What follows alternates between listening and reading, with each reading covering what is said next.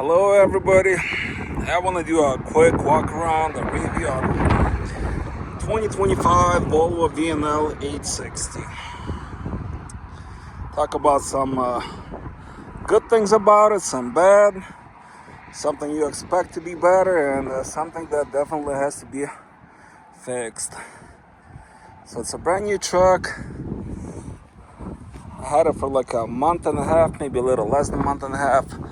Put on it already 20,000 miles. And I got some opinion on this truck. If this information will be helpful for you, I'll be happy to share some thoughts about a new Volvo. So first of all, I want to talk about the outside. The truck looks better than the previous one, looks more modern, more aerodynamic. It does have a new headlight, LED, and the difference between the previous one is this new one has the LED light bulb and the lens. You do expect this light to be a little bit better than the previous one, a little bit stronger, but it doesn't seem like it is. So the low beam is perfect, but the high beam, if you're driving at night and you have some like trees around or houses or anything, it will shine up high to lighten up all the side stuff. But on the road, it doesn't give a big difference between the low and the high beam. I do have to apologize, it's a little windy outside. I don't have any extra microphone. I'm recording this with my phone. So hopefully you can hear everything I'm saying. So the lights, they're good, but they're not much better than the previous truck had. This truck is equipped with the parking AC and heater, which I'll talk about a little bit later. We got some piece of shit coming over here with the loud jailbreak.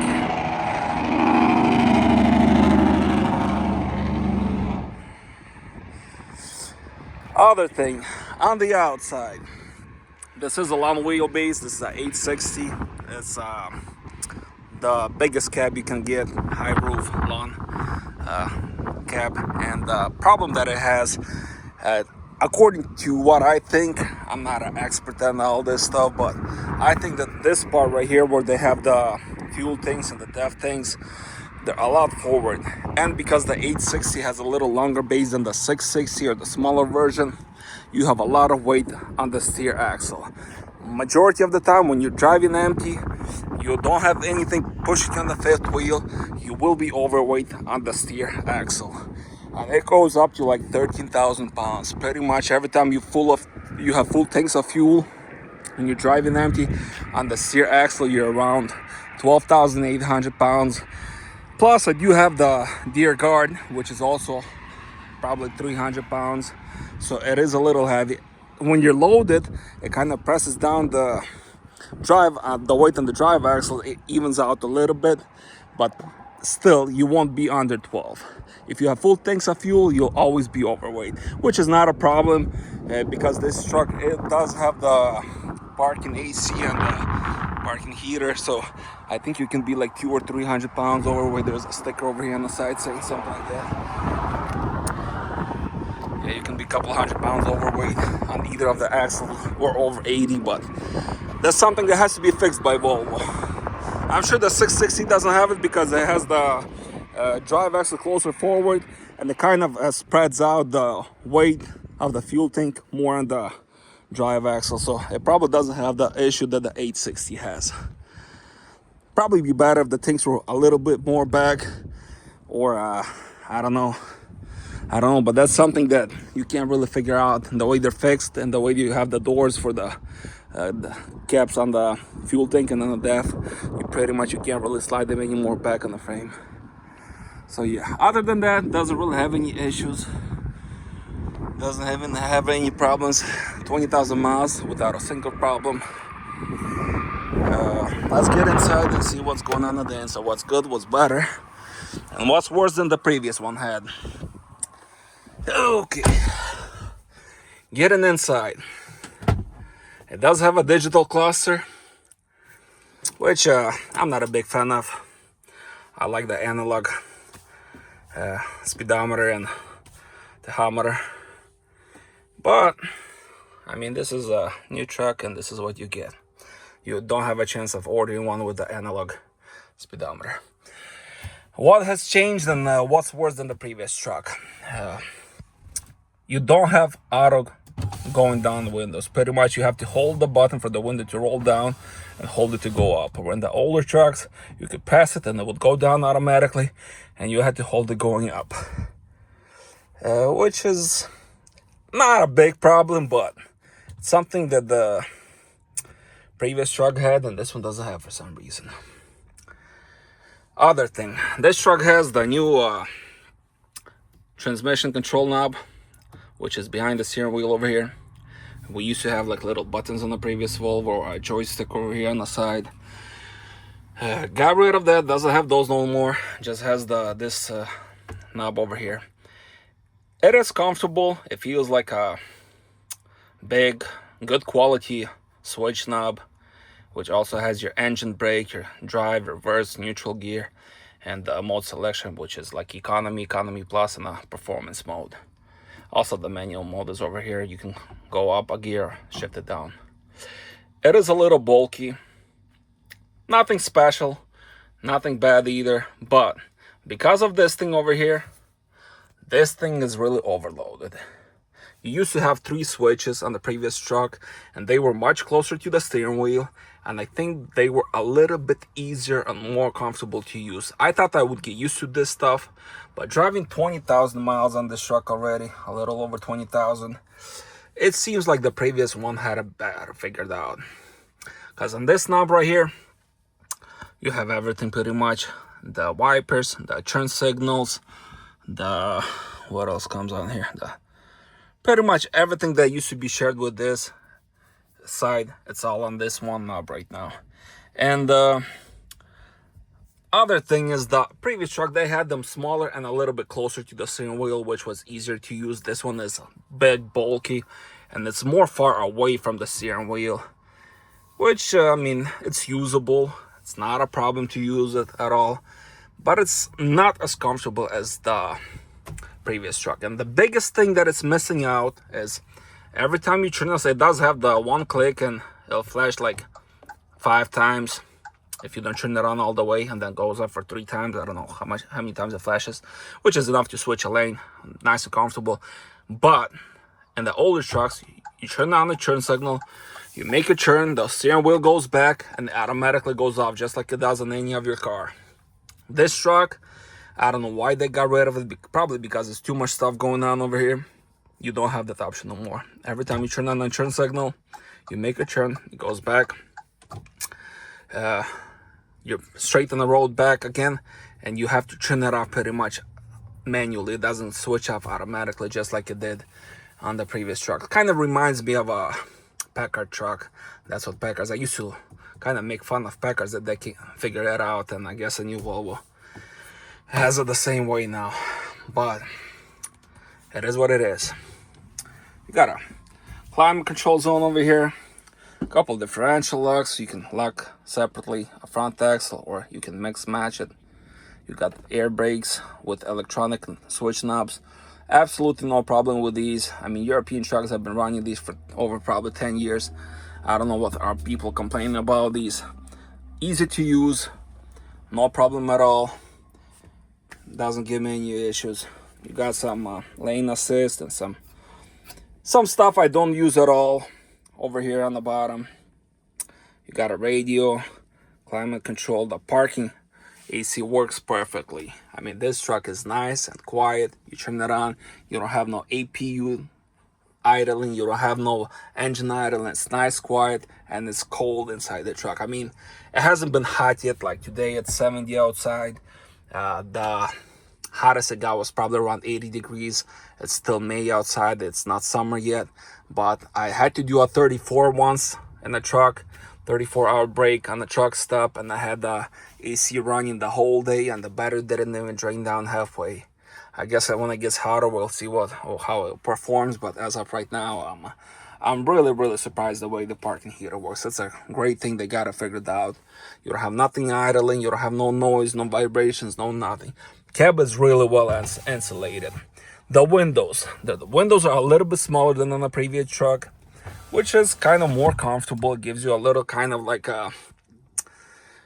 kind of protected more atmosphere inside the truck. The mirrors are a little bit smaller, not as intuitive as on the older truck, but still they do their job. The dashboard much bigger, sits up higher, huge windshield, a lot of space over here. Not a big fan of, but it is what it is. Let's start this truck up and see how it runs. It's a D13 Volvo engine, 455 horsepower. Same engine as I had on the previous truck that I've driven, and it's a good engine. Good on fuel, good on power and everything. Automatic. This is an automatic transmission, the Volvo's iShift. There's absolutely nothing on the market that can compare with the Volvo's automatic transmission. This is the most smoothest transmission out there in all trucks.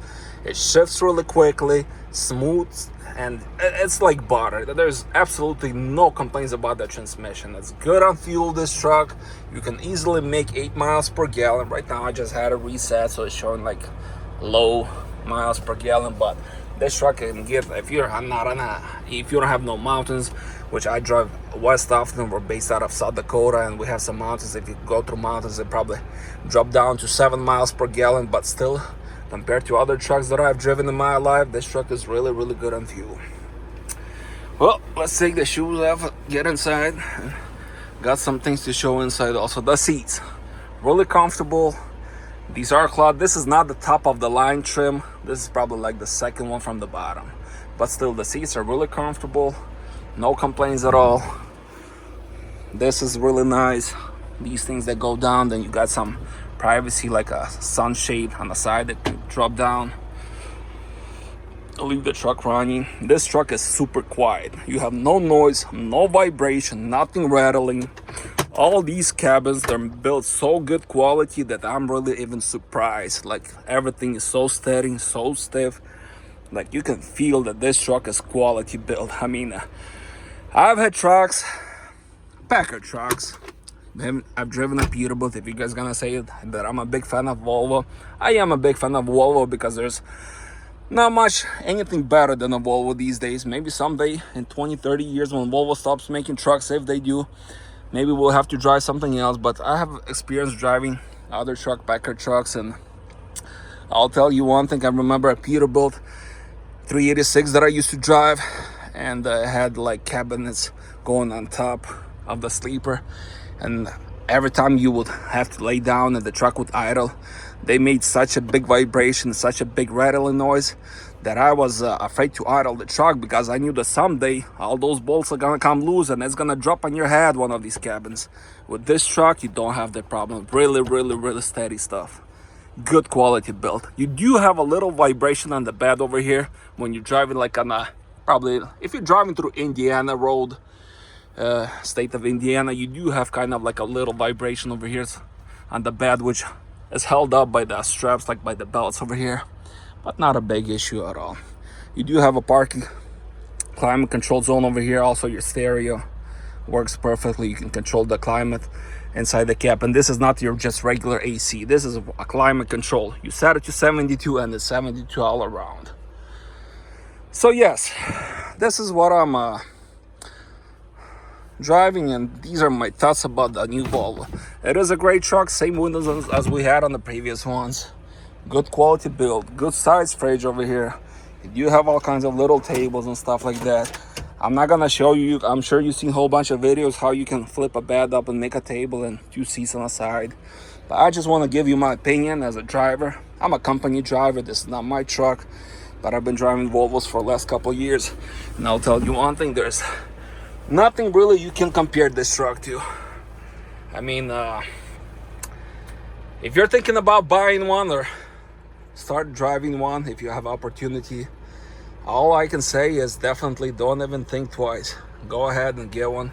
This is a good, reliable, comfortable truck, nice and quiet, smooth ride, suspension is great. This one doesn't have the suspension that you can option out to, which has like 4 airbags on each axle, on each drive axle. No air drive on the steer axle. This is just a simple suspension with 2 airbags on each drive and leaf spring on the front. Super smooth, doesn't have to have anything additional to that. This is more comfortable than you can imagine. more comfortable than you can ask for being on the road. So yes, a really great truck. Love driving it.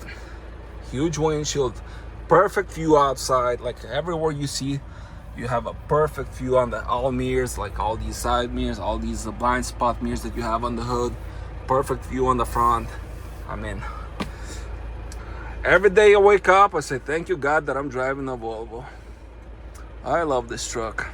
And additional to all that, I get a great pay per mile driving this thing. How better does it get? Well, thanks for watching. Leave your comments below. God bless you all. Be safe out there on the road. And if you want me to review something else or share my opinion on anything else, if you have any questions about this truck, just let me know. Ask in the comments below and I'll try to answer. I'm not any vlogger. I'm not a YouTube. This is the first video that I'm actually making. It's not gonna be edited or anything. I just recorded it off my phone. I'm gonna post it on YouTube, and if it's helpful for anybody, I'm thankful you watched it and made up your mind whether driving a truck like this or not. You guys have an all blessed day.